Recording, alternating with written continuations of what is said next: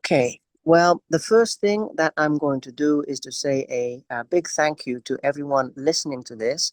And I'm also going to say a big thank you to this wonderful lady who has agreed to take part in today's episode, which is episode 532, believe it or not, of the Simply Inspired podcast. And today's guest, Mieke, is a wonderful and very talented Yin Yoga instructor who will be sharing with us today the depth of the spiritual life in the sense of what it really means to live a spiritual life, but also her own experiences. We will be talking about yin itself, a very misunderstood form of yoga, I must say, and we will be challenging some misconceptions about this incredible art form as well. Now, hopefully, my sound is okay because most of you guys are used to this by now with the seaside of Cyprus. But if there is any sound interference, I apologize. And last but not least, Mika, it is wonderful to be with you today. And I'm very, very grateful to be sharing this space and this presence with you this afternoon. Thank you very much for the invitation. It's a pleasure. For me as well. It's a pleasure for me as well. And I must begin with your own journey, Mika, because the journey to become a yin instructor wasn't necessarily planned, as I understand it. And you went through a series of steps with this. So I would like to hear about that, and the audience would like to hear about that, because even though we will be moving on into some bigger picture topics, I call them, with this process, beginning with you and why you feel the call to do this is a very important topic. So may we begin there, please, Mika? Thank you. Yes, of course. Um, I had never the intention to become a yoga instructor. Neither did I discover yoga at a very early age. There just came a moment in my life that I didn't really feel what to do with myself. I felt like I don't feel well, but I don't really know why. And I also don't really know how to solve it with myself. And then one of my friends, she told me, maybe you try yoga. Maybe you try to breathe more consciously, to move with intention. Maybe it can help you. I had no clue what yoga was. I knew that it existed, but that was it. So I thought, okay, let's go and explore and try. Maybe she's right. Maybe it can help me. So I started to attend some yoga classes. And I felt like, no, no, this is not what I need. It's fast paced. I cannot really follow what I'm doing. I don't understand the movements. I always was quite sporty, but more like running, cycling, this kind of sports, which has nothing to do with yoga. So the first classes I felt no, this cannot be it. But she told me to explore, and she has some kind of belief that it could be good for me. So I need to keep on exploring. And that's when I encountered Yin Yoga because I figured out I think I need something slower. If this is about awareness, if this is about listening to myself, to my body, it needs to be slower. So then I found Yin Yoga. And the first class I attended, I understand really nothing about it. I felt that it was really hard, that I got frustrated because I didn't understand what to do and how to do it. And there was also very little explanation in the class itself from the teacher. But at the end of the class, I also felt it did something good to me. So I thought, okay, this was really hard, but yeah, let's be brave and let's try again. So I decided I laugh about myself. So I decided, okay, let's go for it. Just try different classes with different teachers. Maybe there's one of them that I understand better, that says the words that makes me understand the practice. And this is how we went. Yeah. And it has been mostly in my dear friend's classes, she's still a friend of mine, that I start to unravel what the practice could mean to me. And I felt that it made me listen much better to my inner voice, to what was going on inside. And because I created space for that, I could make different decisions for myself.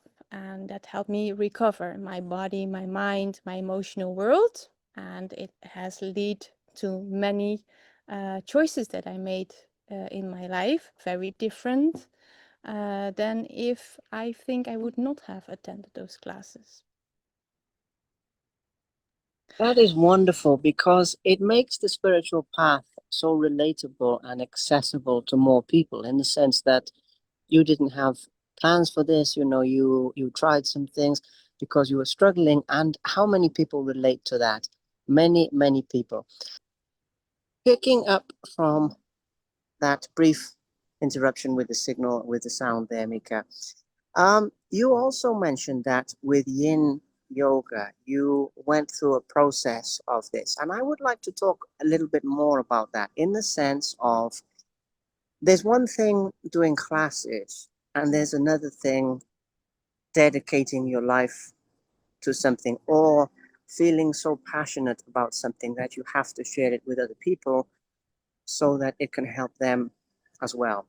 And that's not a step that everyone takes, which is perfectly fine. But you did make that decision to say, okay, I want to teach this. And I know you touched on that. You mentioned that just now. But I'd like to go deeper into the internal processes of how this yin yoga was helping you in other areas of your life, off the yoga mat, if you like, but also the decision to share it with other people, if that makes sense. May we discuss that topic? Thank you. Absolutely. I think it's very interesting as well. Thing that if we are open to discover what can help us guiding our lives, whatever tool it might be, healing, learning, um, something specific. I understood practicing yin yoga that this was the perfect tool for me to listen to my inner voice, to come closer to myself, because it's a practice. If it's well practiced, it comforts you enough to feel held by the practice itself. Because most of the time, if we feel unwell or stressed, it's really difficult to listen to our inner voice and to act after it because our nervous system is so activated. And this was what's happening with me. I couldn't get out of it. I couldn't sit still and listen to myself because I was too afraid what to encounter. I just didn't find a tool that could calm me down to a certain stage that I could be open to myself and available to hear actually what was going on and what I needed. Because of course, if we open to ourselves and to hold the space for ourselves to feel what we need, it also has consequences because we need to act after it.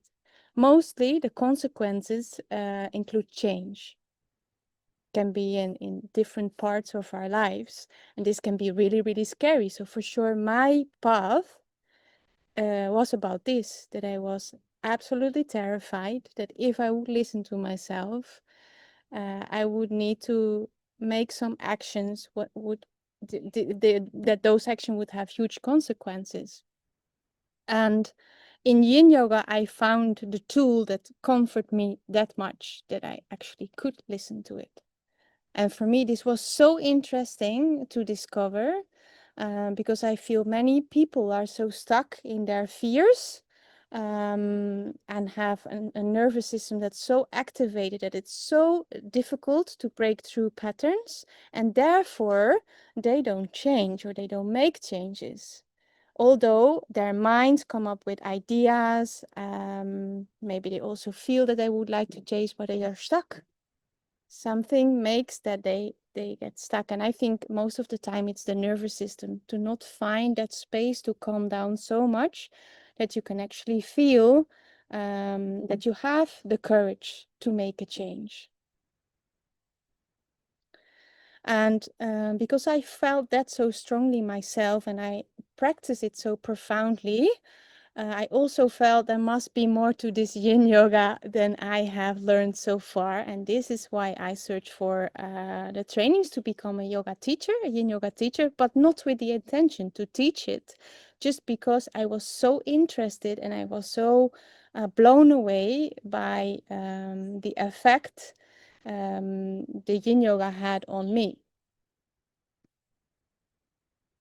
So, with regards to this amazing inspirational story so far, Mika, that so many people, as I've said already, can relate with. So many people feel that they're searching for an answer or the answer or anything like this. And I hope that our talk today helps them with that. Now, one of the other things we do have to touch on here, though, and we do have to mention and discuss, is the fact that yin yoga is misunderstood. And I have been reading about it more. I've heard bits and pieces. I've tried other styles of yoga, as you know.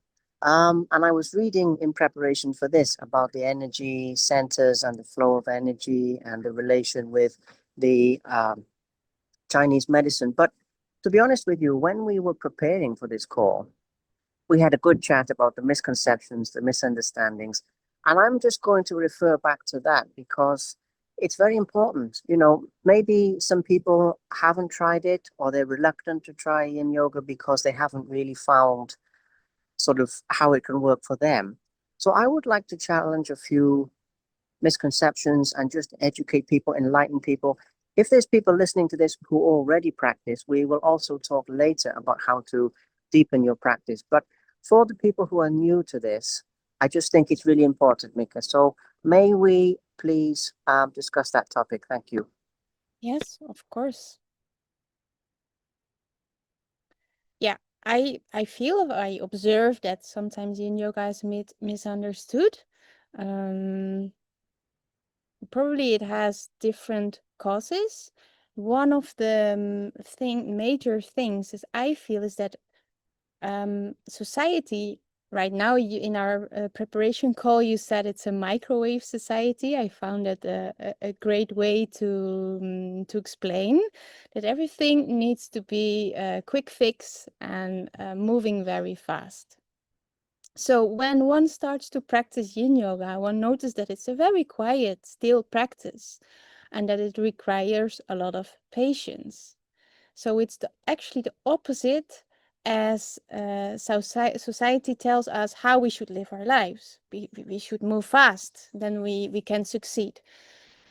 Yin yoga, you don't succeed if you move fast because you need to move very slow. You need to allow yourself to dive into stillness, to find the space to become really, really still and quiet. And that's when you can receive the benefits of yin yoga. That also requires practice. So it's not something that you will understand fully within 5 classes. You need to be dedicated to it, to allow the stillness to happen and to observe yourself. What happens inside of me? What happens to my body? What do I observe in my mind?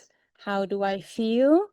And that requires practice. And I would say it requires an everyday practice. Not that you have to practice yin yoga every day, but it requires um, to live your life in a different way. So this is one of the misconceptions I feel that people um, get the feeling it doesn't belong in their lives because it's so slow, and they all the time get this how do we say it? This impulse that things have to be fast, fast fixed, fast moving, and yin yoga is the opposite. And also because of that, um, this world is also very much commercial.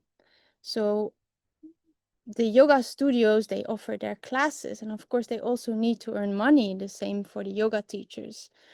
So yin yoga is quite a modern style of yoga, or it's quite late introduced in the Western world. Therefore, many yoga teachers have been dedicating their life, their professional life, to other styles of yoga. And then yes, they feel interest for yin yoga, but maybe because of society works in this kind of way, they fear to offer yin yoga in its pure form. They fear that people maybe not attend their classes or that they feel bored at their classes. So therefore, you also see different variations of yin yoga showing up. Maybe 30 minutes of yin yoga with 30 minutes of a dynamic style of yoga. Of course, you give people a little taste of what it is, but I think they would never receive what Yin Yoga can offer. So therefore, I also feel that people sometimes misunderstand the practice because they haven't had the opportunity to really experience the benefits of it. This makes a lot of sense. Makes a lot of sense. And as we discussed last time, the microwave society, the fact that people expect quick fix, it's not good for the spiritual life. And I'm just going to put this across for anyone listening that, you see a lot of these books now, don't you, Mika? For example, of, 5 minutes to success, or, 2 minutes to total bliss, or, you get this in 1 week or whatever. And one of the things I admire about you, it's not really a question, I'm just saying from me to you. One of the things I admire very much about you is the fact that you've stuck with this, and you've stayed focused on the yin, you stayed on track with it, and you're now using it to help so many others, because it takes patience. And I think it's important to mention that as well, Mika, of the challenges that people might expect to face when they are beginning this. And it's not to put people off, but it's to give people a realistic expectation that you experience bliss and you experience happiness and greater health and all of these things. But it's not easy to slow down in a world that is always going fast. So when people begin, or when not so much when they begin, but when they've been doing yin yoga for a little while, how would you encourage them to stay involved in the process, really? I mean, to keep persevering if they face a little couple of things that maybe they struggle with a little bit. If that makes sense, may we talk about that aspect as well, please? Yes, Thank you. I think it makes a lot of sense. So thank you for the beautiful question. So first of all, I think it's important if you practice Yin Yoga to also read a book about it. Because of course a teacher in a class can explain you a certain amount of information about Yin Yoga. I do that in all of my classes, always bits and pieces. So people really understand the practice and why we do the practice in a certain way. But if you feel that it helps you, that it works for you, that it brings something good, then I would advise you to read a book about it, because then you get also a deeper understanding and a deeper meaning behind it.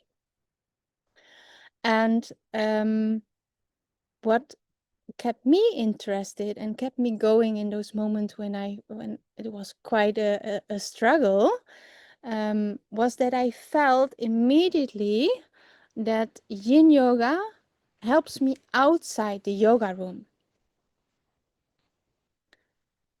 because it presents the cycle of life.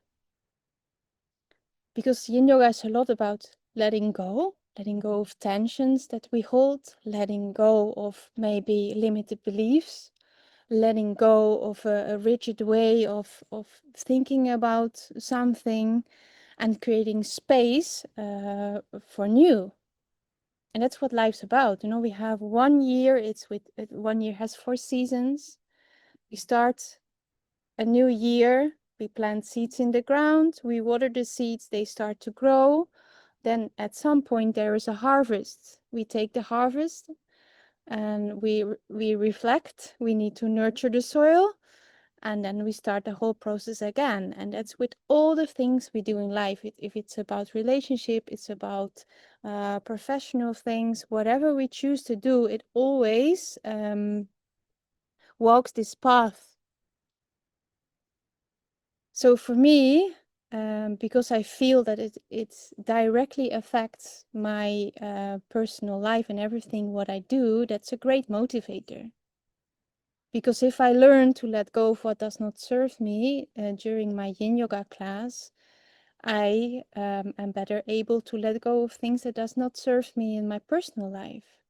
If I learn to have patience with myself and to be polite with myself, if I learn something new, if I on the yoga mat, if I learn something new outside of the yoga mat, out of the yoga room, I'm much more capable of moving through a process of learning with ease, and I can much more enjoy it. So my energy is much better.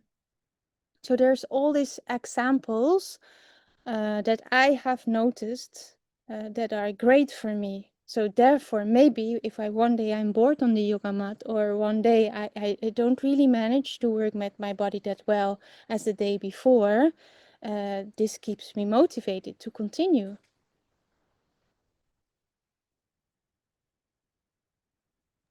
That makes a lot of sense, actually. It's a, there's a lot of insights. I'm enjoying listening to this, Mika, because there's a lot of insights in each answer that you give. There's not just one thing, there's several things contained inside that people can use, people can listen to. And I think it's wonderful. I think it's absolutely wonderful. So, But education, sorry, go on. uh, I'm passionate to add one more insight to that. Can I? Please do, please Yeah. do. So if you practice yin yoga quite frequently, or at least take the time to slow down and observe yourself, you also will notice much better how your daily life influences how your body feels. So the more you are aware of that, the better you can take decisions for yourself to stay energized, to enhance your health, to create a life that feels much better for you. And if you do that, you also notice that you're capable of much more, that you can be much more brave, that you are more ready to do new things, that you are more ready to listen to your dreams and to take actions to actually realize them. And this has been for me a big eye opener, that if I actually allow myself to slow down, to take the time to really listen and observe, I also automatically enhance my power to activate change.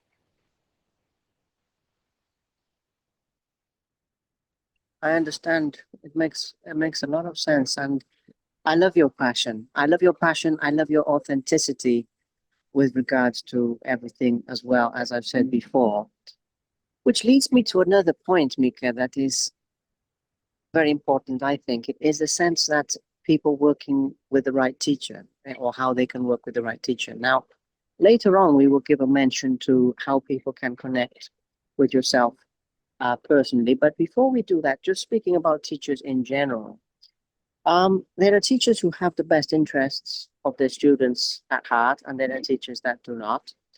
And I can tell, obviously, that you're one of the ones who definitely does, because of the authenticity and because you're guiding people in a true way, and you're not trying to make your classes sort of more exciting in the commercial way. I mean, they're very interesting because people go through the process, but at the same time, it's you're not dressing up the truth, if that makes sense. You're telling the actual truth. And it's things like this that I want to discuss. And I don't want to sort of attack any of the teachers or discredit anybody, but I'm just coming at it more from the point of view as to how someone can find a teacher that their heart and soul feels connected with, because it's something where you have to have a lot of trust for somebody to teach you these things. So I would like to talk about that, because it's one of the issues that people face on the spiritual path, is finding the right person to work with, the right teacher. So we can talk about that, and we can talk about what it even means to be a teacher in your own words as well. A few of your thoughts on that topic would be very welcome. Thank you. So yeah, first of all, I think this is also one of the challenges in the society that we live right now. Is that a lot's about money, right? People need money to survive, and a lot of money. And I think it's inevitable that then some people also offer their services, maybe without understanding a practice into them. So I think mostly it's not about having bad intentions. Maybe it's not being conscious enough that to guide students in this practice, one needs to have experienced this practice profoundly. You really need to do some self-inquiry and exploration to really be able to guide your students in the right way. And it's not only about creating a safe space, of course, because we really need to use a lot of vocabulary to help people to feel safe, to connect with themselves so deeply. Because as I also explained, I was really fearful. I understood that I couldn't really connect with myself because I had fears. So you need to be very sensitive to be able to hold space for people to be able to connect with themselves that deeply. So that's one of the things. And then the second one is the postures that we practice, we stay in them quite a long time. 5 minutes, sometimes maybe 8 minutes. So you need to be able to guide students into different varieties of the postures and guide them to explore those postures to make the right choice. And this I also find the most important part of my teaching. Did I create the space and the possibility for them in order to connect with themselves? That they feel safe and held by my knowledge, by my guidance. Well, you do create a safe space, and I have to say as well, not to go off topic, but both times we've met, I feel a lovely, safe energy from you. And that really comes across even now on the Zoom. So it's true. And when you see people um, healing or improving or becoming better versions of themselves, more relaxed, anything like this, through the practices of yin, and you are the guide, you are the person helping them through these steps. And when people come to you and they say, "Oh, Mieke, I feel so much more relaxed, I feel so much better, my physical health is better, my mental health, whatever, these things," I know that they have to be dedicated. So it's a mutual Yeah. exchange. But from your side of it, how do you feel when you see people improving and becoming better from the practices that you guide them through? That's the question, really, I think. Yeah, I think it's the biggest reward that I can get if people tell me I feel relaxed and I feel much more ready to take decisions that are good for me to create a life that I truly enjoy. That is my biggest reward. And that is also the motivation why I keep on teaching and why I also, now that I moved in Spain, I start again um, to collaborate with new people to see what we can do. And with that being said, where do you envision Yin Yoga as a whole? Not only with your practice or your studio or your group, anything like this, but also with the actual practice itself of Yin. If we were to fast forward this conversation, say 5 years or something like this, would you hope that more people would be aware of it, or where do you see the evolution of this practice going as more people raise awareness? Because it's quite new. I was reading about, actually last night, about Paulie Zink Yeah. and some of the people in preparation for this. It's very fascinating, and I wasn't aware of all of that in the beginning. So it's quite new. So obviously, this has room to grow and room for more people to begin to take part. So I would like to just get your thoughts on where you'd like to see the practice of yin going as we go forward into the future, please. What a beautiful question. Yeah, I would absolutely love people to practice more yin yoga and to create space to practice it. I think that's maybe even more important than the yin yoga itself, that we take the space to slow down, to connect with ourselves, to hear what's going on within, to empower ourselves to make good decisions and to go for our dreams, to be brave. And for me, Yin Yoga can be a big part of that process. So I would love to see people, maybe little communities online in real life who practice Yin Yoga, but add also a moment of self inquiry after the practice, which includes listening to my dreams. What do I feel? What are my desires? And how do I feel that I could act after them right now?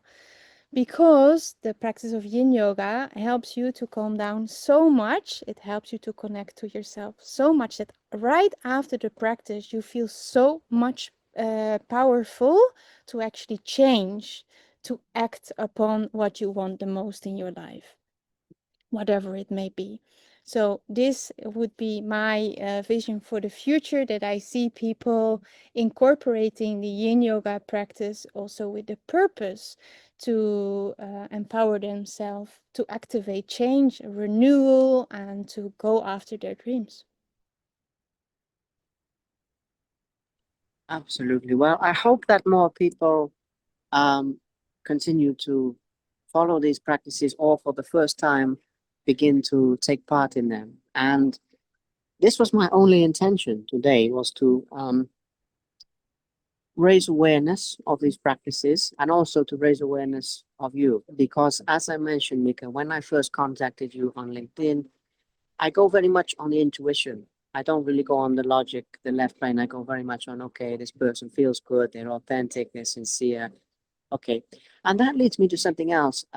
When people can work with you, or how I should say, how people can work with you directly, because some people listening to this, they might want to find a teacher who's near them or something, and that's fine, and maybe there's online classes, I don't know. But for yourself personally, in terms of your business, Slow Time with Mika, right? That's what you call it. One very good name. I would like to share a little bit about how people can reach out to you, because some people will feel aligned with you, and it's as simple as that. They will want to work with you above other people. So, can you please give yourself a mention as to how they can contact you, please, Mika? That would be wonderful. Yeah, Instagram is the right way to contact me, the most direct way right now. So that's perfect. And Slow Time with Mieke, I choose the name because I want, if I open the Instagram, that it reminds me instantly about living life slow enough to enjoy it. So that's also what you can remember if you think about Slow Time with Mieke. Wonderful, absolutely wonderful. Well, what I'm going to say as we close this out today is that, first of all, absolutely wonderful talk.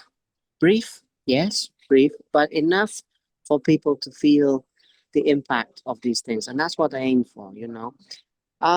Secondly, the other thing that I'm going to say as well, Mika, is your energy. Your the depth of your spiritual practice really goes before you, as they say, and long may that continue. Because in the world as it is today, we need people who don't just talk about this, but actually live it. We need people who live and embody the spiritual principles in every part of them, in the heart, the soul, in the body. And what I'm going to say is, you're one of those people where, when we meet, like we've met today, you can just feel the calm and the serenity.